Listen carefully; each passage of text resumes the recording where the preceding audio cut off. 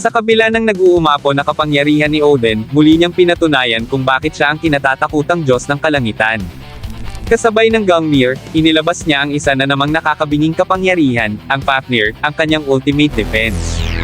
Kahit pinaulanan siya ni Kintoki ng sunod-sunod at ubod bilis na mga atake, ni isa ay walang tumama. Para bang mismong kapalaran ang humaharang sa bawat atake. Nalagay sa alanganin ang mandirigma ng sangkatauhan. Ngunit hindi lang ito basta laban ng lakas. Ipinakita rin ang nakakagimbal na nakaraan ni Odin, kung paanong siya lamang mag-isa ang pumulbo sa mga Jota ng walang kahirap-hirap. Isang malinaw na paalala kung bakit tila imposibleng talunin ang Supreme God ng Norse Pantheon. Ito ang tatalakayin ko ngayon, kaya kung handa ka na, Teren at simulan na natin. What's up mga Koops, Manga Moto nagbabalik. Record of Ragnarok Kabanata 115. First Times. Gusto mo bang mapanood ang buong video at malaman ang kabuoang kwento? I-click mo na ang link ng full video sa comment section. Salamat!